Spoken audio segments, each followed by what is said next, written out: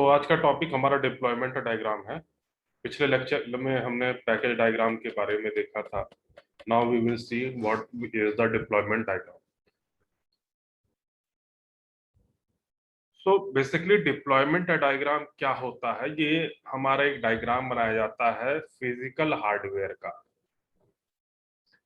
Physical hardware का एक diagram बनेगा और वो डायग्राम ये शो करेगा कि हमारा जो सॉफ्टवेयर है या डिफरेंट डिफरेंट जो कंपोनेंट है किसी भी सिस्टम का, किसी भी मशीन का, किसी भी कंप्यूटर का, वो आपस में कैसे एक दूसरे से कनेक्ट है। तो ये हमारा शो करेगा deployment diagram. So we can say that deployment diagram is the type of diagram that specify the physical hardware on which the software system will be executed.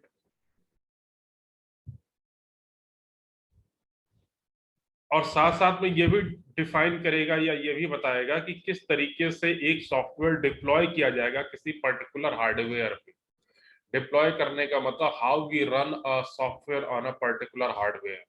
जैसे कि मैंने मान लो कि कोई भी प्रोग्राम बनाया, जैसे सेमी कंडक्टर की प्रोग्रामिंग करके या माइक्रो कंट्रोलर से हम वॉशिंग मशीन को ऑपरेट करते हैं, तो किस तरीके से ये प्रोग्राम हमारा हार्डवेयर पे डिप्लॉय होगा। So it also determines how the software is deployed on the underlying hardware. It maps software pieces of a system to the device that are going to be executed. Now,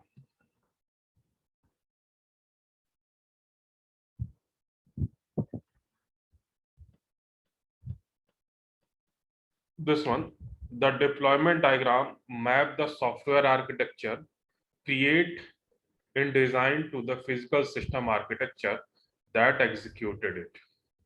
And in distributed system, it model the distributions of the software across the physical nodes. Basically हमें ध्यान में क्या रखना है, जब भी हम deployment diagram, deploy करना मतलब प्रोजेक्ट हमारा रेडी हो चुका है और अब मुझे उससे एग्जीक्यूट करना है किसी पर्टिकुलर हार्डवेयर पे, तो ये हमारा डिप्लॉयमेंट कहलाता है। या कोई भी सॉफ्टवेयर हमारा अब कंप्लीट हो गया, हमें क्लाइंट को हैंडओवर करना है और क्लाइंट कहेगा कि हमें इस सिस्टम पे चाहिए, तो हम अपने सॉफ्टवेयर को उस सिस्टम पे डिप्लॉय करेंगे। तो डिप्लॉयमेंट करने के लिए हमें किस किस हार्डवेयर की नीड होती है, वो हार्डवेयर एक दूसरे से कैसे कनेक्ट होंगे, तो ये हमारा एक डिप्लॉयमेंट डायग्राम बनाएगा। जैसे हमें लैन बनाना है या लैब सेटअप करना है, कई सारे कंप्यूटर हैं, यानी कई सारे नोड हैं, कई सारे प्रिंटर हैं, कई सारे यूपीएस हैं, कई सारे सीपीयू, आपस में किस तरीके से कॉन्फ़िगर करेंगे ताकि हमारा एक सॉफ्टवेयर सारे कंप्यूटर पे शेयर हो, एग्जीक्यूट हो, डिप्लॉय हो। तो वो किस तरीके से होगा, इसको हम एक डायग्राम के माध्यम से शो करते हैं, that will be known as the deployment diagram. So there are two forms of deployment diagram. First one is a descriptor form and second one is an instance form. So in descriptor form, it contain nodes, relationship between nodes and artifact. What is the node, what is the relationship and what is the artifact, ये सब हम आगे पढ़ेंगे। And in instance form, it contain a node instance, the relationship between the node instance and artifact instance, and underlined name represent a node instance. तो ये जो instance node की बात हो रही है, रिलेशनशिप की बात हो रही है, ये आप लोगों को पता है, बट एक जो तीसरा टर्म है आर्टिफैक्ट, उसके बारे में आप लोगों को नहीं पता है और हमें आर्टिफैक्ट ही देखना है कि what is known as a artifact. Now what is the purpose of deployment diagram, तो इजिली है कि हम कोई भी सॉफ्टवेयर डिप्लॉय करने जा रहे हैं, then what is the process, how we can deploy that software, what are the different way which we will follow to deploy that software is known or is the process or is the purpose of a deployment diagram. These are the some symbols of the deployment diagram. जैसे कि पहला symbol है this one is shown as a component. ये हमारा artifact, ये interface and this one is shown as a node. तो ये चार सिंबल बेसिकली है. नोड है, इंटरफेस है, आर्टिफैक्ट है एंड कंपोनेंट है. With the help of these four symbols we design a deployment diagram.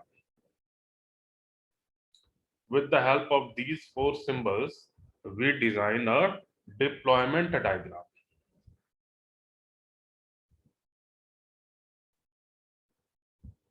Now,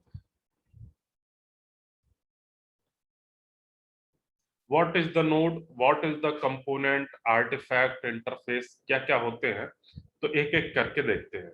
तो सबसे पहला आर्टिफैक्ट, ये जो हमारा था जिसके बारे में मैंने आपको बोला अभी आर्टिफैक्ट क्या होता है. तो व्हाट इज द आर्टिफैक्ट जो हमारा इस डायग्राम से रिप्रेजेंट किया जाता है.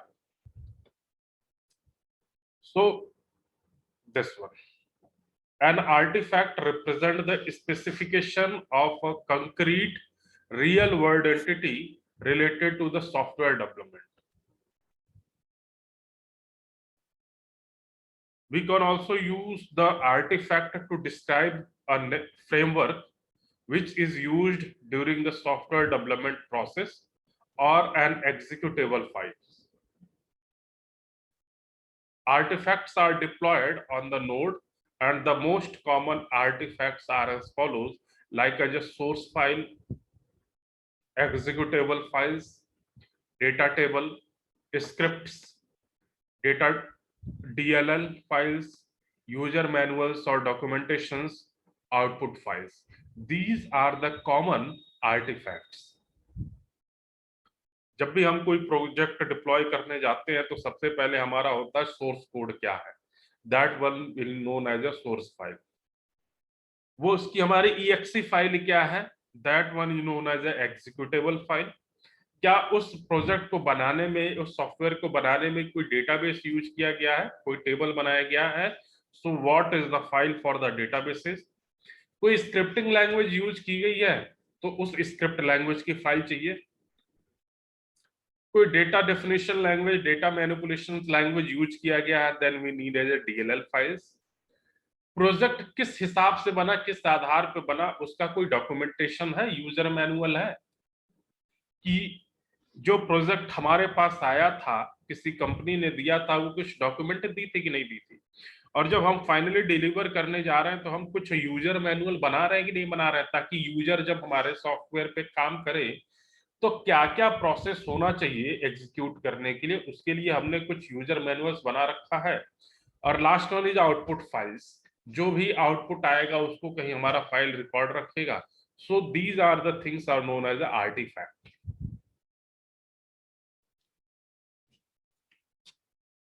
Next, artifacts are deployed on the nodes. It can provide physical manifestations or manifesto of an UML element. Generally, the manifest component artifact are labeled with the stereotype double quoted artifact. When we define artifact, then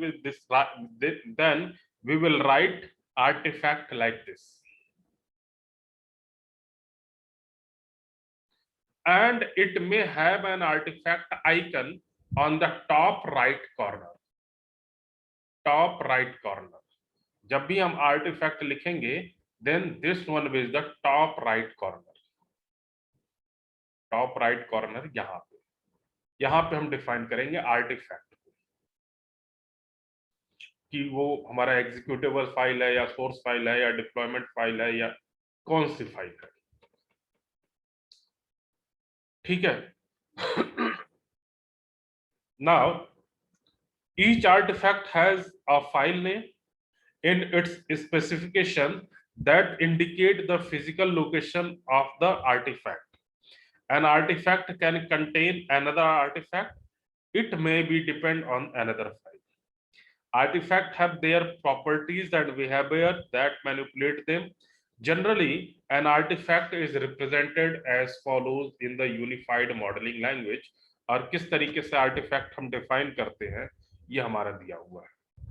एक rectangle बनाएंगे, उसमें हम corner में, top right corner में artefact बनाएंगे। This one, मैं artefact का symbol पहले ही बता चुका हूं। तो हम पहले एक रेक्टेंगल बनाएंगे, उसमें टॉप राइट कॉर्नर पे आर्टिफैक्ट बनाएंगे।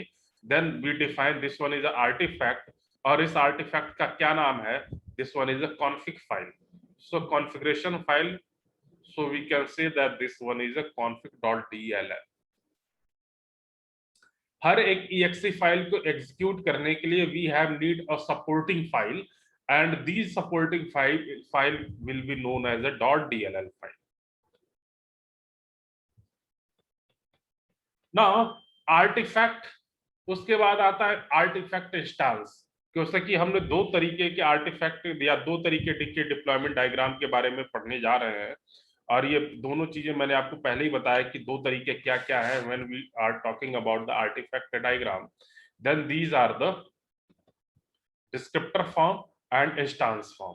सो डिस्क्रिप्टर फॉर्म में simply we use artifact, but in the instance form we use artifact instance. ना हमने ये देख लिया कि आर्टिफैक्ट क्या होता है, आर्टिफैक्ट में कितने कितने चीजें होती हैं ना, आर्टिफैक्ट को कैसे डिफाइन करते हैं। अब जो हमारा इंस्टांस डिप्लॉयमेंट था, उसमें एक टर्म था artifact instance. So this one is the artifact instance and represented by this one, same as like as an artifact, but an artifact instance represent an instance of a particular artifact. An artifact instance is denoted with the same symbol as that of the artifact, except that the name is underlined। जैसे हमने वहां पे config.dll लिखा था instance का नाम, यहाँ sorry artefact का नाम, यहाँ पे भी आर्टिफैक्ट का नाम सेम एज ऊपर वाले की तरीके से लिखा जाएगा, but the difference is that यहाँ पे जो हम नाम लिखेंगे should be underline, like as a configuration.php file था। then when we write configuration.php, then we define with the underline।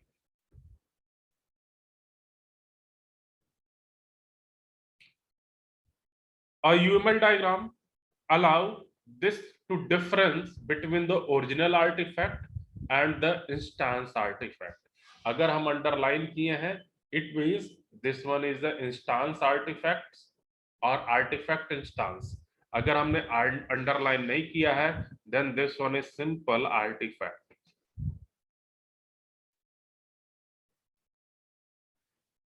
And each physical copy or a file is an instance of a unique artifact। And this one is the representation of artifact instance। Artifact के बाद हम अब आगे आते हैं कि node क्या है, what is node. So node is a conceptual, sorry, node is a computational resource upon which artifacts are deployed for executions। एक फिजिकल रिसोर्स है, लाइक एज हमारा हार्डवेयर मशीन है एक नोड, एक कंप्यूटर है जिसपे हम आर्टिफैक्ट को डिप्लॉय करेंगे, किसके लिए? एग्जीक्यूट करने के लिए। So a node is a physical thing that can execute one or more artifact. A node may vary in its size depending upon the size of the project। Node is an essential UML element that describes the execution of code and communication between various entities of a system। It is denoted by a 3D box with the node name written inside it। Node help to convey the hardware which is used to deploy the software। An association between node represent a communication path from which information is exchanged in any directions। So generally a node has two stereotypes as follows। First one is a device। देखिए again how we represent a node। So again हम एक rectangle लेंगे और इस rectangle में top right corner पे हम node को रिप्रेजेंट करेंगे। नोड हमने कैसे ऊपर रिप्रेजेंट किया था ये भी दिखाया था। तो एक हमारा 3D बॉक्स होगा, उसको हम टॉप राइट कॉर्नर पे लिखेंगे। सो दो स्टीरियोटाइप्स होते हैं, पहला के device. So it is a node that represent a physical machine capable of performing computations. A device can be router or a service PC. It represented using a node with stereotype device.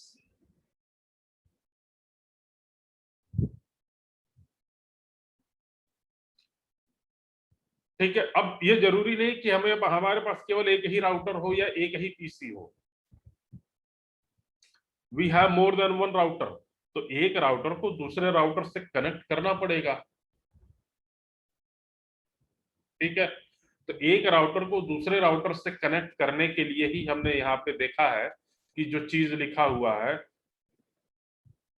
node help to convey the hardware which is used to deploy, and association between node represent a communication path from which information is exchanged in any directions. ठीक, तो अगर दो router लगे हुए हैं तो वो आपस में इंफॉर्मेशन एक्सचेंज कर रहे हैं। So this one is the first thing, how we to stereotype में फर्स्ट स्टीरियोटाइप हमारा डिवाइस था, and second stereotype is execution environment, जहां पे एग्जीक्यूट करेगा। so this one is the execution environment. So it is a node that represent an environment in which software is going to execute. For example, Java applications are executed in a Java virtual machine, and JVM is considering as a execution environment. We can nest an executions environment into device node, and you can net more than one executions environment in a single device node. How we represent execution environment? So this one is the way to represent an execution environment, JVM, Java machine. Now this one is a 3D box, not inside a rectangle box. This one is only 3D box in which we write the name, like as a Java virtual machine or JVM. तो ये हमारी कहानी थी node के बारे में। तो हमने देखा आर्टिफैक्ट एंड नोड। नाउ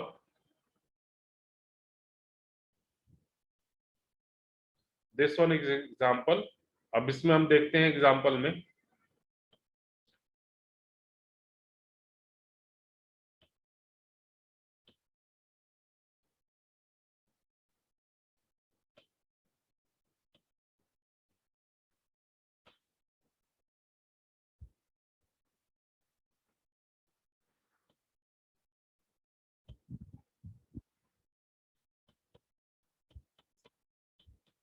यहाँ पे देखिए मैं एक एग्जांपल लिया गया है HTML5 वीडियो प्लेयर ब्राउजर में रन करने के लिए। So following deployment diagram represent the working of HTML5 video player in the browser. So this one is a node, web server. और नोड को कैसे रिप्रेजेंट करते हैं हम लोग?